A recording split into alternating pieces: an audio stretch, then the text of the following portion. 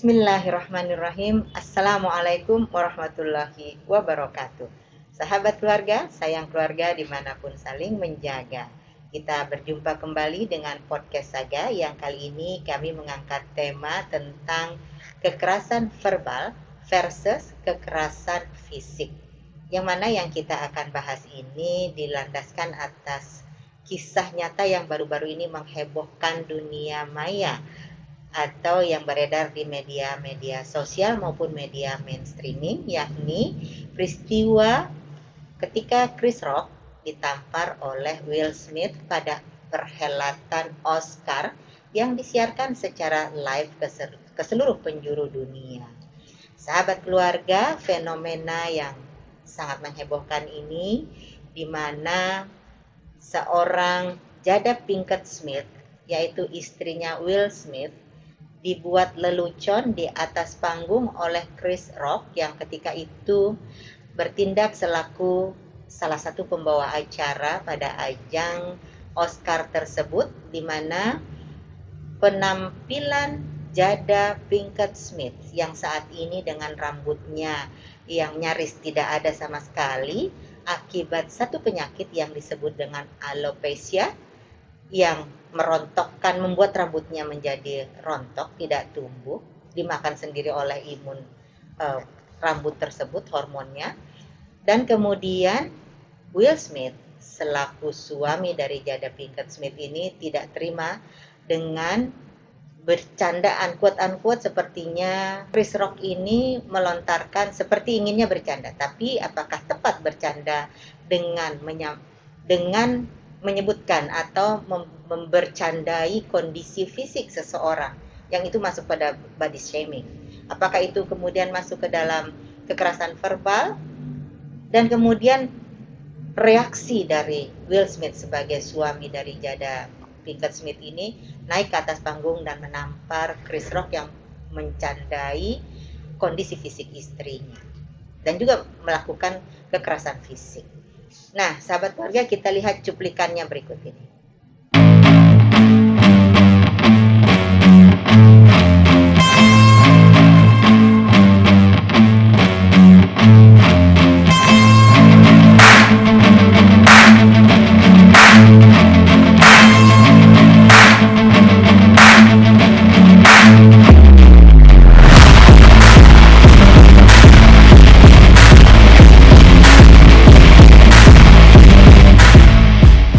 Keluarga, setelah kita melihat cuplikan video tadi, kita sekarang ingin berbincang-bincang dengan dua orang pakar. Yang pertama pakar dalam bidang psikologi, yang kedua pakar dalam bidang hukum. Untuk psikologi telah hadir di tengah-tengah kita Ibu Fitria Lazarini, sarjana psikologi, master psikologi. Assalamualaikum Bu Lia. Waalaikumsalam Ibu. Ini Bu Lia ringkesnya ya, namanya cukup panjang.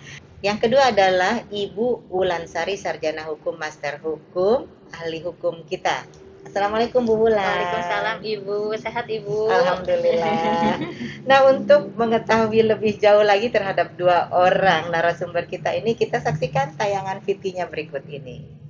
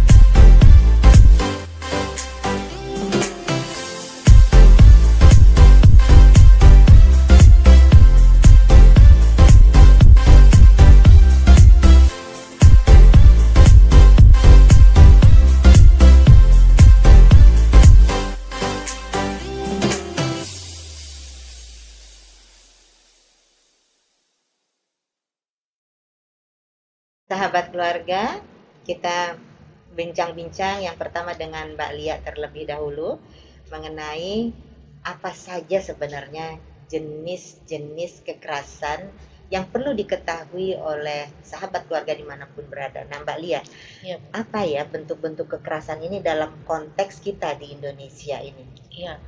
Memang kalau, kita bicara soal bentuk-bentuk kekerasan ya, Bu, ya, paling banyak masyarakat itu mengetahuinya adalah kekerasan fisik, karena itu yang paling mudah terlihat dan paling kelihatan efeknya.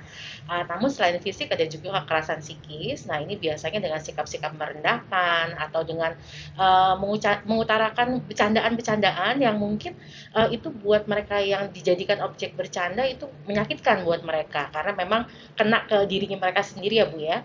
Lalu kemudian ada juga kekerasan seksual. Nah, ini yang saat ini lagi marak dibahas melalui rancangan undang-undang tindak pidana penghapusan kekerasan seksual dan ini ragamnya juga ada banyak mulai dari pelecehan seksual sampai dengan perkosaan dan masih banyak lagi.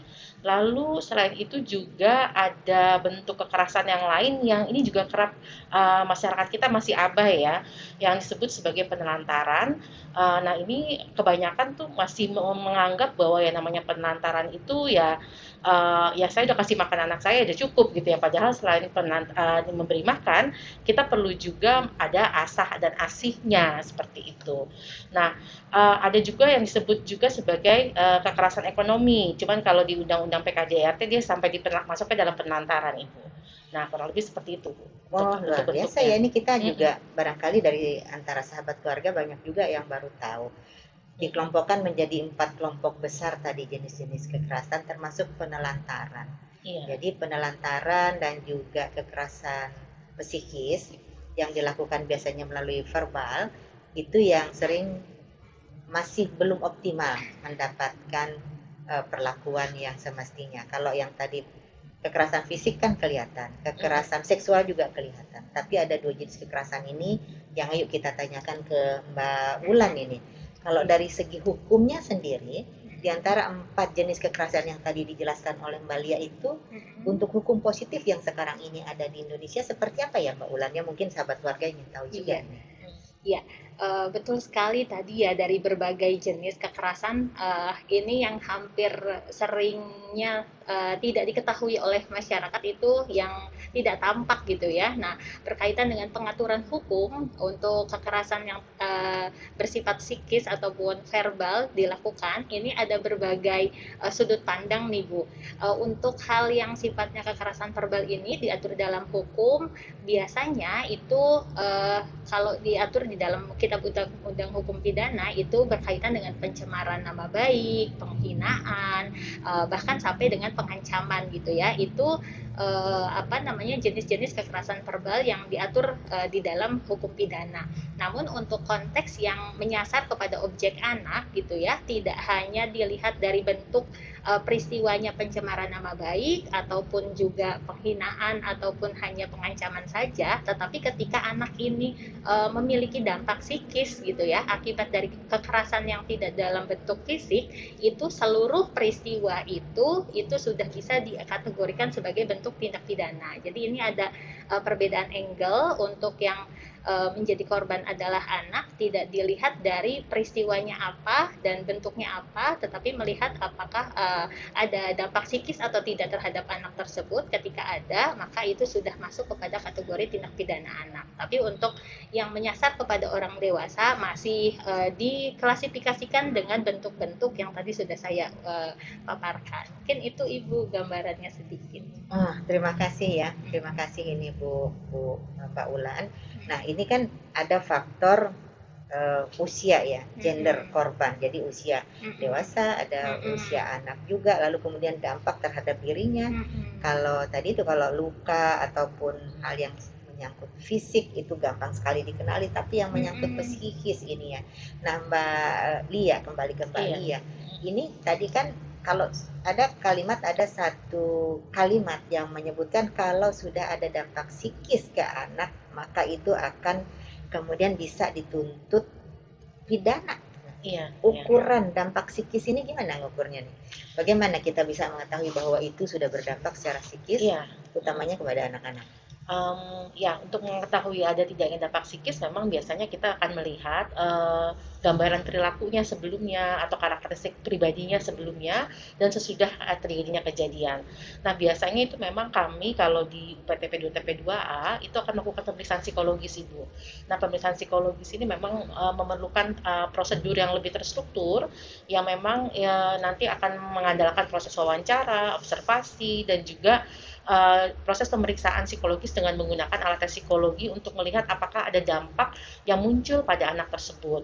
Dan biasanya juga orang tua sudah bisa mengidentifikasi ketika memang pada anak itu terjadi perubahan yang cukup signifikan. Misalnya begini, anak ini sudah mandiri, tapi kemudian setelah rentang waktu tertentu ternyata anak tersebut jadi kembali mengompol, menghisap jari, nggak bisa lepas dari orang tuanya, maunya digendong terus, atau yang tadinya udah bisa tidur sendiri, terus kemudian jadi pengennya tidurnya bareng dengan orang tua. Itu sudah merupakan tanda bahwa anak itu merasa sangat cemas. Nah, ini bisa jadi perhatian buat para sahabat keluarga untuk bisa mengidentifikasi hal tersebut nih. Jadi ketika anak sudah menunjukkan tanda-tanda tersebut, orang tua bisa nanya ke anaknya, atau tantenya atau pamannya ya bisa tanya kepada ponakannya. Jadi supaya anak itu juga bisa menyampaikan gitu apa yang terjadi dengan dia. Karena biasanya anak-anak yang mengalami kekerasan itu memang jarang sekali bilang sama orang dewasa ya. Jadi mereka kerap kali itu memang memendam sendiri, Bu, karena mereka khawatir dengan keselamatannya atau mereka nggak tahu begitu kekerasan. Seperti itu. Nah, sedikit lagi nih.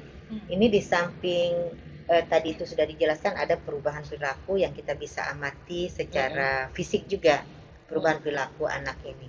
Orang tuanya, orang terdekatnya bisa mengidentifikasi perubahan itu. Adakah secara psikologis nih yang dapat mengukur gitu, alat atau tes ataupun apalah namanya untuk dapat mengetahui bahwa seseorang baik dewasa maupun anak ini sudah mengalami masalah psikologi yang pada Iya. pada tingkat-tingkat tertentu. Iya, memang di psikologi kita punya serangkaian alat tes yang menunjang untuk penegakan diagnosa, Ibu. Iya. Jadi memang ada berupa forum-forum kuesioner, Iya. ada berupa inventory, dan memang itu secara spesifik memang dikembangkan. Khusus untuk mereka yang mengalami kekerasan, biasanya alat tesnya terkait dengan peristiwa traumatik. Nah, dari situ akan identifikasi apakah ada kategori-kategori perilaku tertentu atau kategori proses berpikir tertentu atau aspek emosi tertentu yang tertampil pada orang yang diperiksa gitu ya. Misalnya ketika dia terus-menerus teringat peristiwa, ada flashback misalnya. Nah, itu artinya dia mungkin sangat terdampak dengan peristiwa itu. Namun kerap kali tuh masyarakat kita tuh mudah bilang, wah saya mengalami trauma atau orang tersebut trauma. Nah, padahal di psikologi kita punya jangka waktunya untuk bisa dibilang seperti itu tuh ada jangka waktunya sendiri. Dan kalau saya menyarankan tidak untuk mencari sendiri di internet, karena seringkali sekarang berobat sejalan sendiri, karena nanti jadi salah pemahaman dan kita langsung ini mudah terinternalisasi dan merasa bahwa wah, ciri-ciri saya nih ciri-ciri orang yang mengalami depresi, jangan-jangan saya depresi, terus menghayati. Nah, ini yang saya hindari. Dan kami dari psikologi semuanya juga menghindari hal tersebut kepada masyarakat. Dan jika memang merasa ada memiliki masalah psikologis atau masalah dalam perilaku sehari-hari, lebih baik langsung kepada ahlinya dibandingkan mencari tahu sendiri. Seperti itu, Bu. Terima kasih. Jadi sahabat keluarga, ada satu kata kunci, jangan kita pernah main-main dengan kondisi psikologis diri kita, jangan juga bertanya dengan internet saja, tapi pergilah kepada ahlinya untuk dapat mengetahui kondisi yang sedang dialami, kondisi yang sedang dirasakan saat itu. Nah, kita kembali ke Mbak Wulan ya. Ya. Bahwa yang tadi diuraikan itu ya banyak sekali bentuk-bentuk kekerasan, bentuk-bentuk katakanlah ya terutama kekerasan yang sifatnya non fisik, verbal, ataupun kekerasan-kekerasan bullying ya yang saat ini di media sosial ini luar biasa berseliweran. Nah, adakah ini ya celah hukum ataupun barangkali aturan-aturan yang memang harus diketahui juga oleh semua sahabat keluarga ini bahwa tindak kekerasan ini ada aturan hukumnya loh. Nah, dan sejauh mana aturan hukum ini mengatur sampai termasuk kekerasan yang ada di cyber, di media sosial ini, Mbak Ulan? Ya, Betul Ibu, ada banyak aspek hukum tentunya yang mengatur berkaitan dengan kekerasan verbal ini. Ada banyak sampai saya harus menginventarisir satu-satu Iya. karena memang dari jenis kekerasan yang tadi non fisik kita tadi sampaikan ada yang angle-nya anak, ada angle-nya yang bukan anak. Kalau yang angle-nya anak tentu saja Undang-Undang Perlindungan Anak ini sudah mengatur secara komprehensif ya untuk kekerasan yang bersifat non fisik gitu ya, sangat sudah diatur secara rigid khususnya di pasal 80 Undang-Undang Nomor 35 Tahun 2014 tentang Perlindungan Anak, bahwa di situ sebenarnya diatur bahwa barang siapa yang melakukan kekerasan terhadap anak itu diancam hukuman pidana dijerat dengan pasal 80 undang-undang tersebut, yang dimana kekerasan terhadap anak itu terdiri dari kekerasan fisik, kekerasan psikis, kekerasan seksual, penelantaran, dan juga eksploitasi. Jadi yang dampaknya psikis sudah semuanya bisa masuk. Nah, kalau untuk yang tadi menyasar sampai kepada dunia cyber itu juga diatur di dalam Undang-Undang ITE, Informasi Telekomunikasi dan Elektronik, yang dimana khusus di pasal 27 di situ betul-betul ada penegasan bagaimana kemudian ketika seseorang menghina gitu ya, melakukan bullying dalam hal ini sampai apalagi tercemar nama baiknya gitu ya, dia juga merasa terhina, itu juga diatur di pasal 27. Kekerasan verbal itu diancam hukuman yang diancam dengan pidana tertentu, yang dimana selain daripada kalau kekerasan verbal yang diatur dalam pasal 27 itu, selain daripada adanya penghinaan dan pencemaran nama baik, kekerasan verbal dalam bentuk ancaman juga diatur di pasal 27. Jadi pasal 27 itu ada ayat 1, ayat 2, dan ayat 3-nya. Tetapi kekhasan verbalnya sangat tampak di pasal 27 itu, jadi ada aturan pidananya. Nah, satu lagi di Undang-Undang Kekerasan dalam Rumah Tangga juga kekerasan nonverbal juga diatur. Nah, ini lingkupnya untuk lingkup keluarga ya, bagaimana kemudian subjek yang diatur di dalam Undang-Undang Kekerasan dalam Rumah Tangga yang menjadi korban, yang itu mengalami dampak psikis akibat daripada kekerasan yang dilakukan di lingkup rumah tangga, itu juga adalah masuk kepada kategori tindak pidana yang bisa dilakukan penegakan hukumnya. Jadi kurang lebih seperti itu Bu, gambaran aspek hukum kekerasan verbal di Indonesia. Nah, baik. Itu kekerasan verbal berarti kan ada ucapan dan kemudian ada dikaitkan dengan Undang-Undang ITE tadi. Jadi ketika seperti apa itu bisa kemudian menjadi masuk ranah hukum. Apakah ketika dia disiarkan, disebarluaskan, atau ketika misalnya peristiwa seperti contoh peristiwa ya, di mana ada satu perhelatan seperti yang tadi kita saksikan itu Oscar, lalu kemudian ada seseorang yang melontarkan perkataan-perkataan yang mengarah kepada fisik seseorang di depan publik seperti itu. Ini kalau dalam case kita ini seperti apa? Ya, betul. Di dalam case ini tentu saja ini sudah sangat masuk Bu unsurnya, karena memang ada dokumentasi elektronik yang ini masuk kepada transmisi elektronik ya, masuk disiarkan secara live, dan tentu saja di sini tidak perlu dicari lagi saksinya, karena selain yang hadir pada saat itu, yang menyaksikan secara live juga itu bisa dikategorikan sebagai saksi dalam tindak pidana ini, begitu ya. Dan dokumen elektronik dalam Undang-Undang ITE juga bisa diasumsikan atau masuk ke dalam kategori salah satu alat bukti, dan dokumen elektronik ini juga bisa jadi salah satu alat bukti untuk pemenuhan minimal 2 alat bukti. Jadi kalau bicara ini mungkin kan tidak gitu ya masuk aspek hukum, tentu saja ini sudah sangat melanggar tadi pasal 27 Undang-Undang ITE kita Bu. Unsur-unsurnya sudah masuk. Baik Mbak Wulan ya. Jadi sahabat keluarga, kami tanpa ingin memasuki ranah hukum negara lain, tetapi konteksnya adalah hal serupa ini perlu kita hindarkan terjadinya di manapun kita berada, utamanya kita yang ada di Jakarta dan dimanapun ya sahabat keluarga ini berada. Jadi artinya yang kami ingin sampaikan melalui podcast ini, bahwa jenis-jenis kekerasan itu tidak saja terbatas pada kekerasan fisik, kekerasan seksual yang secara visual bisa dilihat.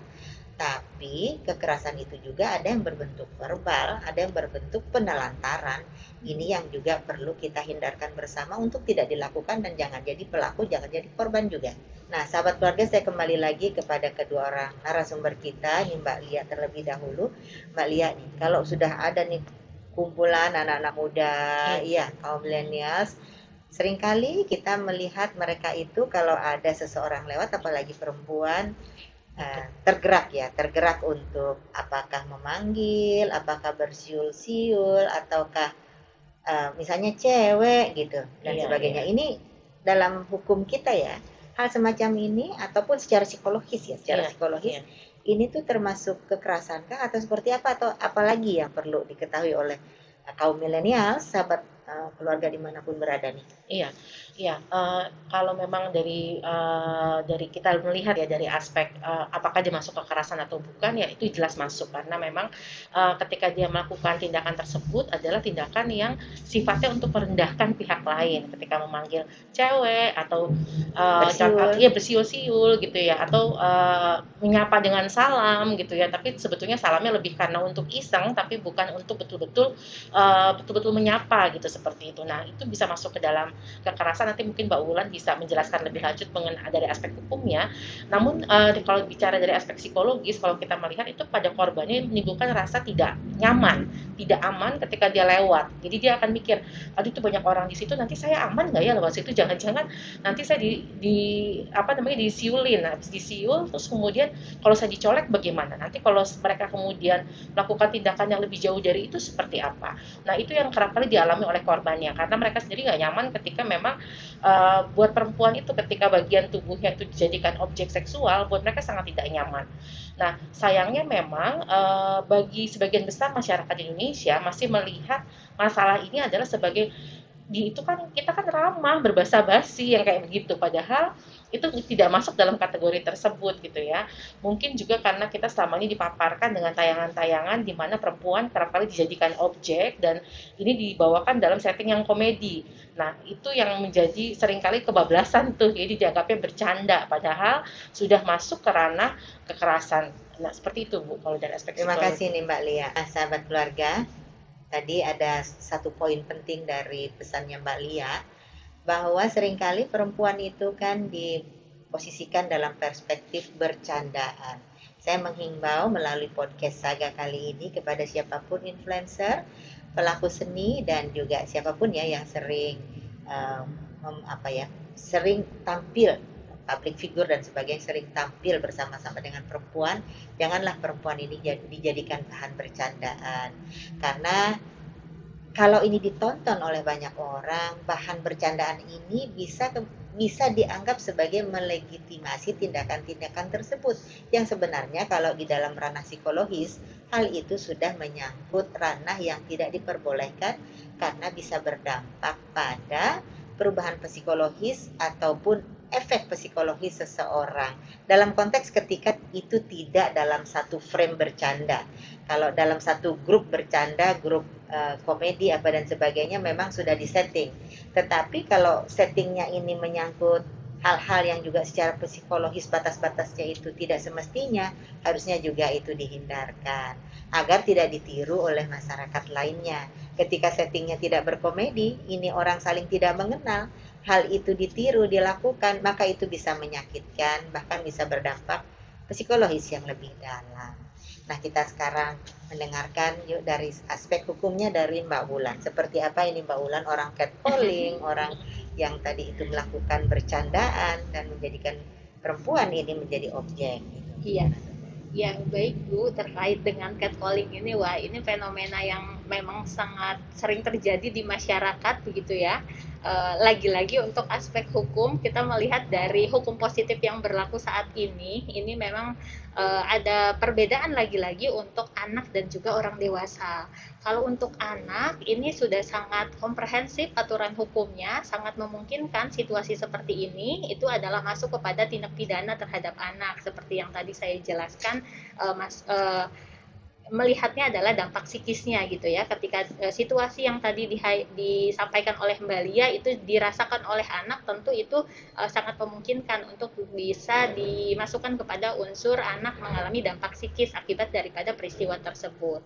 Namun ketika ini dialami oleh perempuan yang bukan usia anak, ini yang menjadi tantangan kita yang tentu saja sedang diperjuangkan melalui rancangan Undang-Undang Tindak Pidana Penghapusan Kekerasan Seksual, bagaimana kemudian kekerasan seksual yang diatur di dalam aturan hukum positif kita tidak hanya yang bersifat kekerasan seksual bersifat fisik begitu ya, pencabulannya menyentuh bagian fisik korban gitu ya, tetapi hal-hal yang sifatnya tidak menyentuh bagian fisik korban tetapi berdampak tentu saja bagi korban seperti yang tadi disampaikan oleh Mbak Lia, ini adalah merupakan substansi hukum yang penting untuk diatur dalam aturan hukum positif kita gitu. Jadi itu mungkin gambaran terkait dengan yang tadi sudah dijelaskan.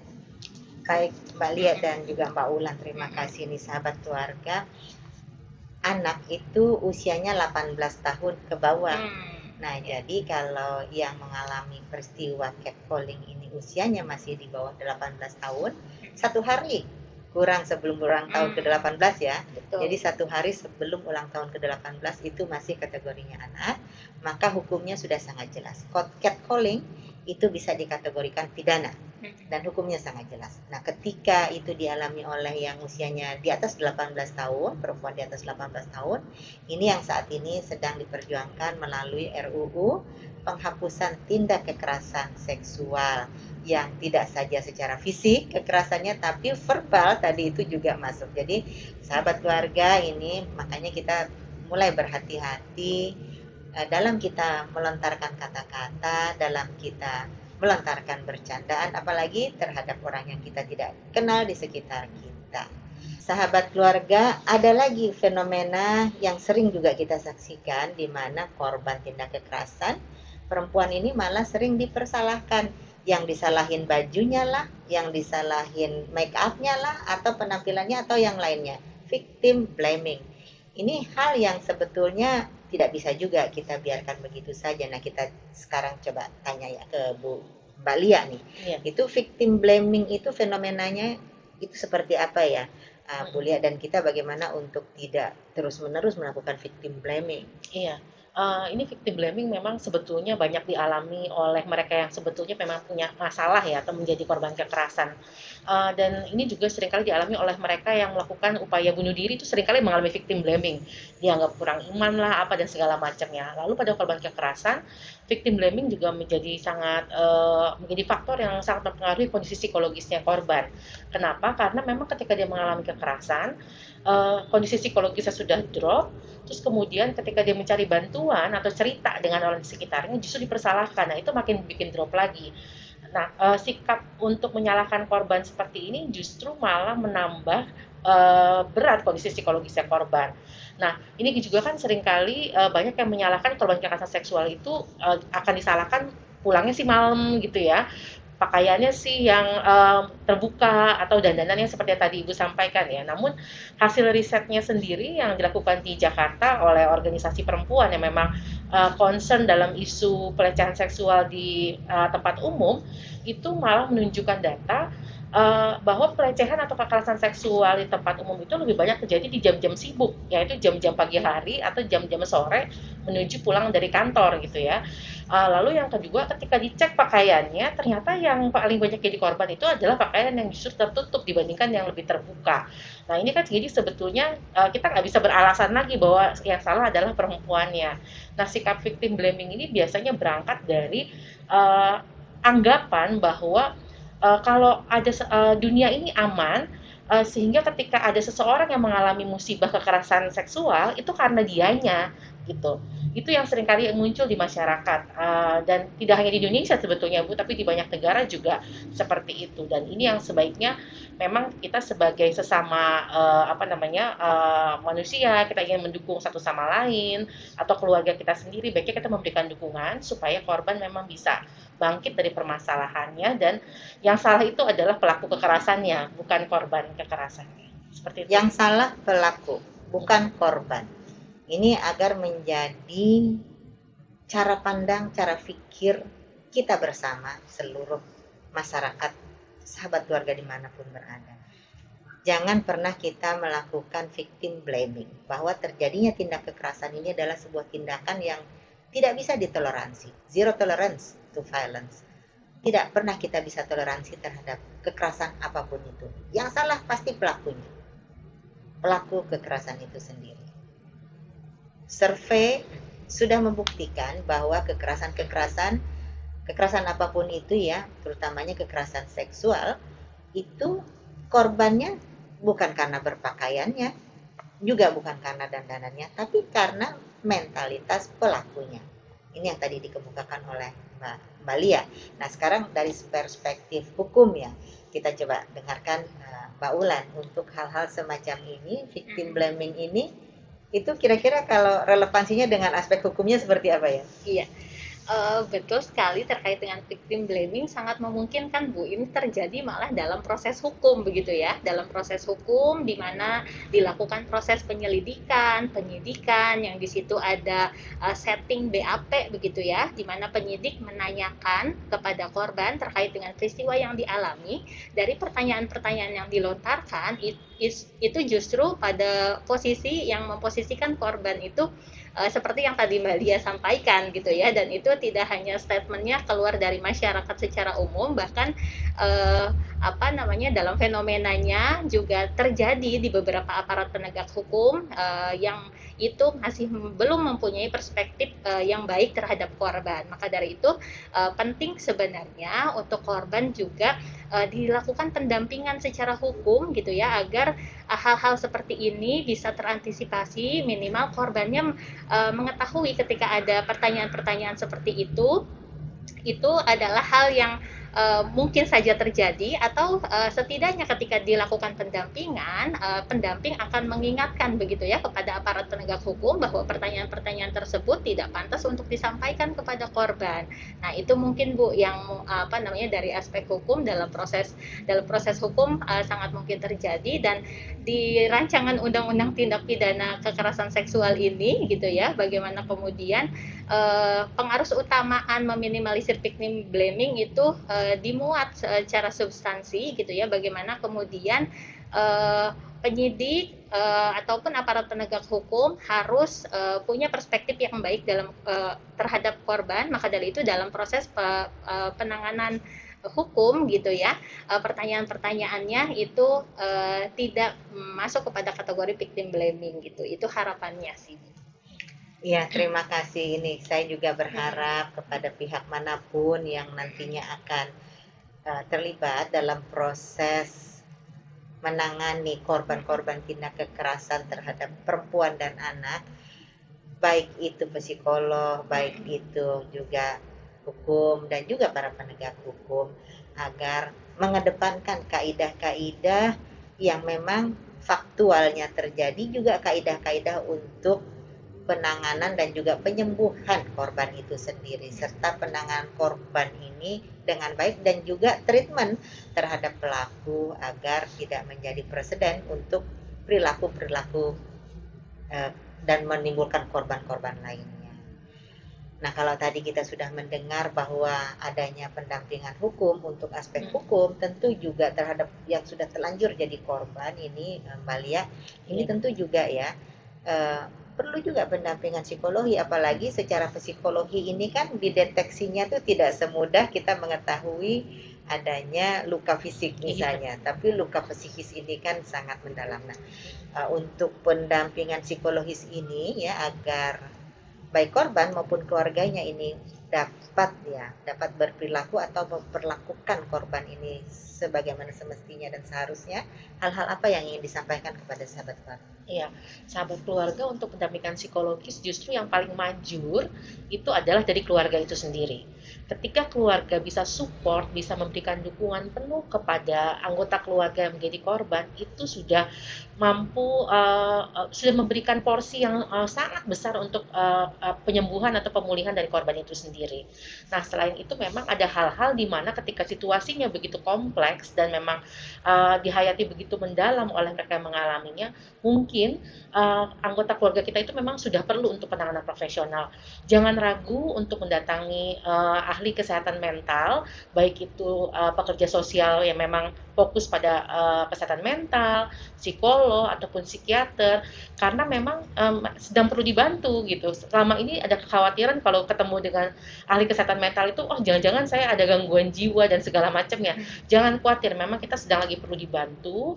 Bantuan dengan cepat diberikan kepada mereka yang mengalami dampak traumatis akibat kekerasan, itu proses pemulihannya diharapkan akan jadi lebih memudahkan proses pemulihan jika dibandingkan kalau dibiarkan berlarut-larut dan akhirnya rentan kembali menjadi korban di kemudian hari.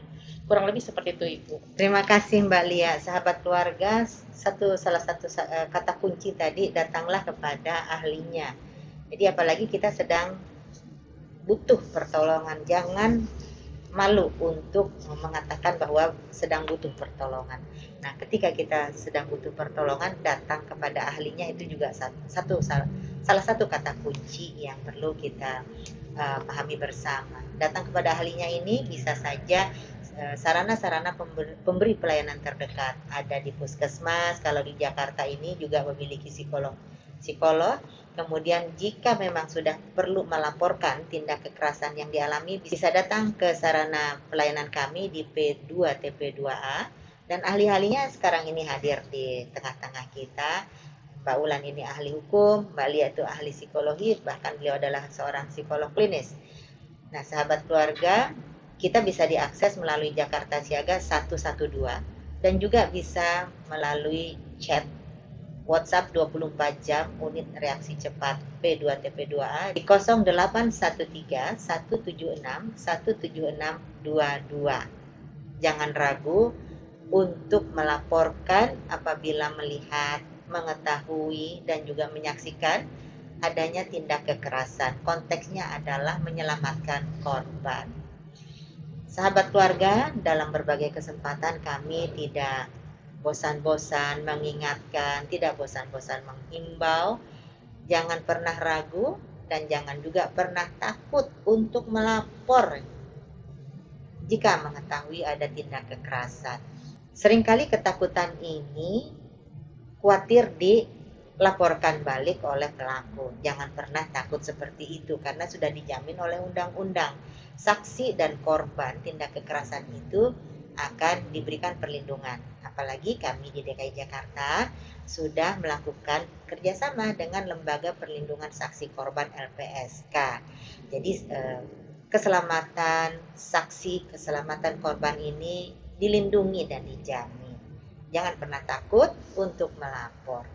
Nah, sahabat keluarga, kita dengarkan closing statement dari dua orang narasumber kita yang memang ahli dalam bidangnya masing-masing, memang kompeten dalam bidangnya masing-masing. Kita dengarkan dari segi psikologi, pesan-pesannya Mbak Lia. Iya. Ya saya memahami jika memang ketika kita atau anggota keluarga kita mengalami kekerasan, kerap kali kita khawatir ya untuk melaporkan atau untuk menyampaikan kepada pihak lain. Namun sesungguhnya ketika nanti kita melaporkan kepada memang pihak yang berwenang untuk melakukan penanganan, akan ada banyak akses pelayanan yang dapat diperoleh oleh anggota keluarga kita atau diri kita sendiri ketika kita menghadapi permasalahan kekerasan. Ada layanan psikologi, layanan hukum, rujukan layanan kesehatan, lalu kemudian ada pendampingan, dan bahkan juga ada layanan yang lebih komprehensif lagi. Kalau memang masuk ke dalam ranah terlindungi LPSK, bisa ada layanan yang lebih lanjut lagi untuk perlindungan. Ya, restitusi. Ya. Seperti itu. Ya. Itu mungkin dari saya, Ibu. Ya. Jadi itu jenis layanan-layanan tadi ya yang sudah disebutkan oleh Mbak Lia, dan kita lengkapi lagi dengan yang Mbak Ulan. Silakan Mbak Ulan. Iya. Baik. Tadi seperti halnya Mbak Lia sampaikan, kita paham bahwa sulit untuk bisa melapor secara cepat di kondisi mungkin mengalami kekerasan, tapi tentu saja tadi payung hukum kita sudah sangat tersedia. tinggal kembali kepada kita mau menggunakan payung atau tidak pada kala hujan gitu ya. Pemerintah sudah sangat menyediakan aturan hukum yang tadi sudah kita bahas di awal, tetapi kembali lagi kepada kesadaran masyarakat, bagaimana kepastian hukum itu bisa ditegakkan, bagaimana keadilan juga bisa diterima oleh kita, itu sangat bergantung pada kesadaran hukum masyarakat untuk mau melaporkan terkait dengan peristiwa yang dialami yang itu sudah masuk kepada kekerasan yang sudah tadi kita bahas di awal. Nah, hal-hal yang tentu saja menjadi manfaat ketika kita melapor, salah satunya adalah bagaimana kemudian kita tidak keliru untuk menyelesaikan proses ataupun peristiwa yang kita alami. Ada banyak peristiwa hukum yang ketika kita mengalami menjadi korban, malah diposisikan kita menjadi sebagai terlapor ataupun dilaporkan balik. Itu karena apa? Karena ada tindakan-tindakan proses penyelesaian masalah yang keliru akibat daripada masyarakat tidak memahami prosedur yang seharusnya dilakukan atau diupayakan oleh korban itu sendiri, sehingga menyelesaikan masalahnya sendiri, pada akibatnya itu malah berdampak buruk begitu ya bagi korban. Berbeda halnya ketika melapor ditangani oleh pihak yang menurut tadi Ibu Tuti sampaikan ahli di bidangnya, justru akan diberikan legal advice ataupun juga saran-saran yang itu tentunya mengarah kepada kepentingan terbaik bagi korban. Mungkin itu Ibu dari saya. Baik, Ibu Mbak boleh Ulan saya dan tambahkan Mbak Lia. sedikit? Silakan. Iya. Dan kami berdua juga menghimbau agar masyarakat juga mau berperan aktif Ibu untuk mau juga terlibat dalam upaya pencegahan maupun terlibat dalam upaya penanganan kasus kekerasan. Karena seringkali permasalahan pada kasus kekerasan adalah minimnya saksi Ibu. Jadi kami berharap masyarakat juga mau menjadi tidak hanya sebagai bystander tapi upstander. Jadi untuk bisa mengajak bersama-sama untuk terlibat aktif, untuk mempromosikan dan juga untuk mendampingi mereka yang mengalami kekerasan. Begitu Ibu tambahannya. Baik, Mbak Lia dan Mbak Ulan nih, ajakannya Mbak Lia ini dan juga Mbak Ulan adalah ajakan kita semua. Ajakan Pemprov DKI Jakarta, di mana Pemprov DKI Jakarta hadir di tengah-tengah masyarakat untuk memberikan perlindungan kepada perempuan dan anak agar tidak menjadi korban bagi tindak kekerasan. Bahwa seluruh layanan yang diberikan oleh Pemprov DKI Jakarta melalui P2 TP2 ini memiliki standar layanan mutu ISO 9001/2015, yang mana kami sangat beruntung, bersyukur bahwa kami dibantu oleh tenaga-tenaga profesional seperti Mbak Lia dan Mbak Ulan ini. Dan kepada masyarakat luas, sahabat keluarga dimanapun berada, kami informasikan melalui forum ini bahwa seluruh layanan yang kami berikan ini adalah atas beban Pemprov DKI Jakarta. Kepada masyarakat tidak dibebankan biaya apapun lagi, alias semua layanan adalah cuma-cuma. Sahabat keluarga, himbauan agar terlibat baik dari mulai pencegahan, mempromosikan perilaku anti kekerasan, dan juga melaporkan apabila melihat tindak kekerasan itu berlaku untuk kita semua. Dari lingkungan yang terkecil di mana kita berada. Kami sering kesulitan, tadi dilontarkan oleh dua narasumber kita, adanya saksi. Jangan takut bersaksi. Bahwa saksi dan korban itu sendiri diberikan perlindungan secara hukum. Dan lembaga perlindungannya namanya LPSK, Lembaga Perlindungan Saksi dan Korban. Jangan takut menjadi saksi, dan mari kita aktif mulai dari mencegah, mempromosikan sikap mental anti kekerasan, dan melaporkan jika terjadi tindak kekerasan di sekitar kita. Sahabat keluarga, demikian bincang-bincang kita kali ini, dengan harapan semakin banyak pihak yang terlibat, semakin banyak pihak yang peduli, semakin banyak pihak yang memiliki persepsi yang sama dengan kita semua bahwa kita hidup anti kekerasan dan tanpa kekerasan.